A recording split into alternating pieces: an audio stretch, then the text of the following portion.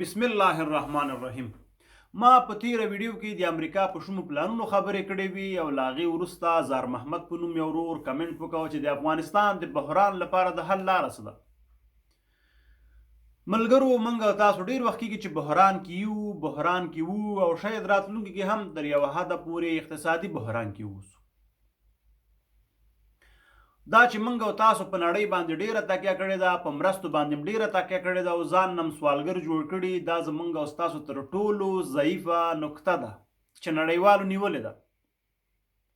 دا زموږ او تاسو په عامه اصطلاح د خوږ ګوته ده چې نړیوالو نیولې ده او چې څومره زور ورکوي هغومره موږ او تاسو چغې وهو.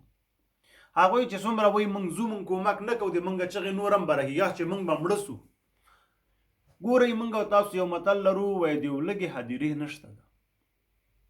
زه تاسو ته یو څو مثالونه در کوم. بنګلادیش چې کله له پاکستان نه جدا شو نو هغوی په ډیرو سختو حالاتو کې وو، خو ولې همت یې ونه بایله. 2 وخته ډوډۍ یې وخوړله، لږ ځان ضعیفه کړ، خو ولې کار یې وکړ ورسې نن بنګلادیش وګورئ، نه پکې جګړه شته ده، صحیح ده، خلک یو څه غریب دي خو ولې کار او ژوند دی روان ده. هندوستان چې کله انګلینډ ته ووته یا انګلینډ یې وباسته نو له هغې وروسته دوی په ډیرو سختو حالاتو کې وو.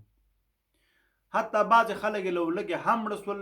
ډېرو خلکو ایله یو وخت ډوډۍ لرله، وزنونه یې هم راکم سول، خالي هډوکي پاتې سول، خو ولې خلکو کار وکړو، زحمت یې وباسته. نن انډیا د نړۍ په سوپر پاور هیوادونو کې ده. نن انډیا ټومبم لري، نن انډیا د نړۍ هر بهترین څه چې وغواړي لري. باوجود چې اوس هم په هندوستان کې 200 میلیونه خلک یعنی د فقر لاندې ژوند کوي، چې کورونه نه لري، په سر باندې چت نه لري، په خیمو کې اوسیږي یا هم د پلونو لاندې اوسیږي، پلچکونو لاندې اوسیږي. انډیا کې اوس هم دغه حالات شته، خو خلک همت نه بایلي، په خپل ولسمشر باندې لعنت نه شیندي، نه حقه مظاهرې نه کوي، تفریقې نه اچوي. انډیا کې د نړۍ تر ټولو ډېر قومونه دي، د نړۍ تر ټولو ډېرې ژبې دي، خو ولې هغوی یو بل زغمي کنځلې نه کوي، سخته تېروي، یو بل ته کنځلې نه کوي، یو په بل باندې تورونه نه لګوي چې ولا ده دا کار وکړه او ده دا کار وکړه. نن سبا په اروپا کې مظاهرې روانې دي، مرګ په طالب، مرګ په غني، مرګ په حکمتیار، مرګ په نجیب دوی مرګ ویلی، په سردار داود دوی مرګ ویلی ده، په ببر کارمل دوی مرګ ویلی ده، په ظاهرشاه دوی مرګ ویلی ده، په امان الله خان دوی مرګ ویلی، په نادرشاه دوی مرګ ویلی ده. دوی په چا مرګ نه ده ویلی. دا یوازې لنډغریزم د خپل هر بدترین انسان چې لري هغه ته وایي زنده باد پلانی، زنده باد بستانی. ګوره، دا د جګړې له زوره خبر نه دي، خو په هر صورت دا موضوع نه بل طرف ته لاړه نسی. نو موږ او تاسو په نورو باندې تکیه کړې ده، ځکه زموږ او تاسو دغه حل ده او دغه ډار او دغه ویر او دغه وحشت ده. په بل چا تکیه کول انسان خپل غیرت بایلي، خپل حیثیت بایلي، غیرت او حیثیت له منځه ځي. ګورئ، زموږ او ستاسو سوری هم تر هغه وخته موږ سره مالتیا کوي تر څو چې زموږ په سر باندې لمر ولاړي. سوری وایي چې د سره یو څه شته نو ځکه ورسره، خو که مر ښکته څه زموږ او ستاسو سوری هم له موږ او تاسو جدا کېږي او زموږ او ستاسو ملتیا نه کوي. نو دا چې په بل چا باندې موږ څومره تکیه کوو هغومره موږ ذلیله کېږو. زه تاسو ته یو بله خبره وکړم، دا چې خبرې رانه اوږدې نه سي. لیوان ولې سپیان خوري؟ دې نه به خبر هستئ. لیوان چې دي سپیان هم خوري. هغوی که نه ذات یې څه کم یو رقم د هغوی وایي سپیان هم د لیوانو د ذات نه وه، خو د یوې مړۍ ډوډۍ لپاره یې ځان ذلیله کړ، د انسان پښو ته یې ځان وغورځاوه او هغوی هلته ذلیله او ذلالت ژوند تېروي. نو د لیوانو بد راځي. که په رمه کې یو سپی لیوه راځي اول همغه سپی خوري. لیوه دومره بد وړي له سپي نه، وایي دا ذلیله ژوند تېروي. نو دغه ذلالت خبره ده چې موږ او تاسو ځان د بل چا پښو ته ورغورځولی، په بل چا هم تکیه کړې ده، په بل چا هم باور کړی ده، نو ځکه هم ځان ذلیله کړی ده، ځان هم سپک کړی، هېواد هم سپک کړی، خپله ژبه، خپل ملت، خپله پیسه، هر څه هم بې ارزښته کړي دي.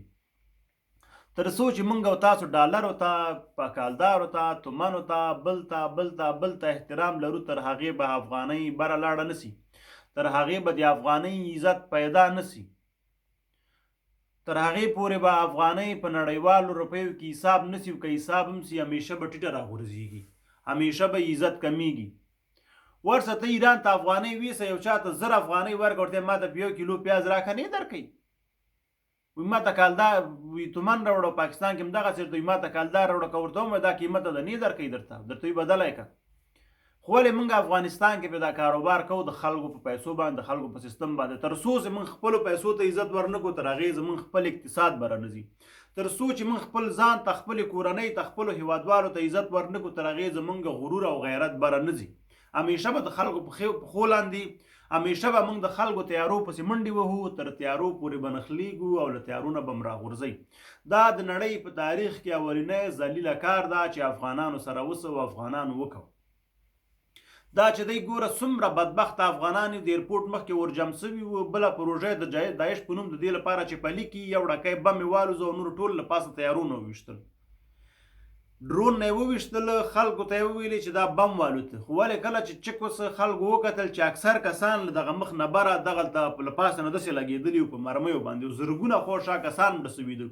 دا چې بی بي سي یا امریکا غږ اشنا راډیو دا خرڅې سوي پاڼې دی چې هره خبره وکوله، ویلې چې 1000 کسان نه وو، 100 کسانه، 50 کسانه، 80 کسانه مړه وو. نه نه نه نه، دا خبره غلطه ده.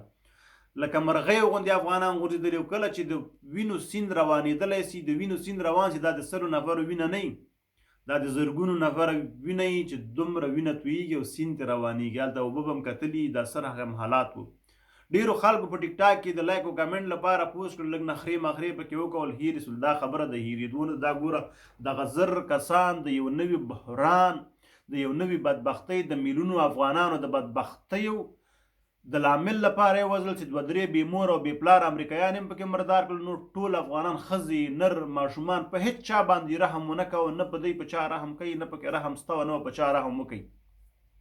دا خبره کلیر درته کوم. تر څو مو چې په خپل ځان باور کړی ونه اوسي، ښځې او نر کار ته ونه وځئ، د هېواد د پرمختګ لپاره کار ونه کوئ، د دین په نوم یو بل ونه وژنئ، د دین په نوم یو بل سره ونه خورئ، د دین په نوم د امریکا دغه وسلې چې په تاسو باندې کاروي امتحان نه کړي، د دین په نوم د دوی د وسلو فابریکو ته پرمختګ ورنه کوي، ځکه چې ته د دین په نوم جګړه کوي او دوی وسلې نورې هم کمپنۍ نورې هم وسلې جوړوي او په تا باندې امتحانوي، په تا یې خرڅوي، د تا ورور مهاجر کېږي، بدبخته کېږي، خور دې بېعزته کېږي، سرلوسي کېږي، عزت یې لوټ کېږي. تر څو چې خپل ځان ونه پیژنو، نړیوال موږ او تاسو سره دا کوي، دا به رواني، دا د انساني فطرت یوه برخه ده. انسان همیشه همدغسې ده، همدغسې و او همدغسې به وي. امریکا چې کله افغانستان ته راتلله دومره غټ پلان یې وکړ او خپل غټ بلډینګ یې وغورځاو، 2 تیارې ټکر کړلې، هلته زرګونه کسان نړیوال دفتر و هغه یې ووژل، سلګونه کسان. وسامه په نوم پلان یې جوړ کړو، مخکې له مخکې د افغانستان ته رالېږلی و، جګړه وسوله او دا هغه. هغې نه وروسته راغی خپل 20 کلن ماموریت یې ترسره کړو، دلته چې څه غوښتل هغه یې ویوړل او اوس دغه د روانه د اخره کې تیارونه وغورځولو.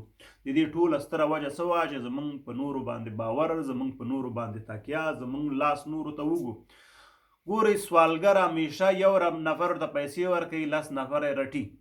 نو موږ هم دغسې یو، که په نړۍ کې یو هېواد هم موږ سره کومک نه کوي، خو ټول را باندې بد رد وی مه کوئ. دغه په خپل ځان تکیه وکوئ، په خپل ځان باور وکوئ. څوک چې په اروپا کې هم دي، د افغانستان قومونو ته د بدبختیو لامل مه جوړېږئ، ناحقه او بېځایه مظاهرې مه کوئ، مرګ په پلاني، مرګ په بستاني، مرګ ښکته، مرګ بره. تاسې خو دغلته بېغمه ناست استئ، د مرګ او درد له زوره خبر ناستئ، د جګړې له زوره خبر ناستئ، د بدبختیو له زوره خبر ناستئ.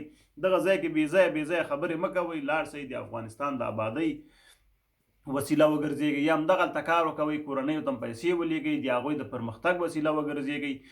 نو اصلي او آخري موضوع همدغه ده چې په خپل ځان تکیه کول، نورو نه تمه نه کول، دا زموږ او ستاسو د پرمختګ یوازینی راز کېدلی شي.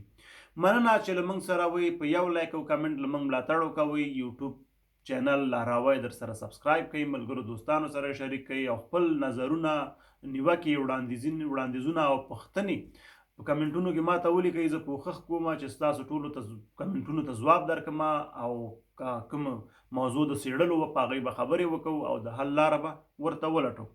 ډېره زیاته مننه. د خدای په امان. الله مو مل او ملګری شه.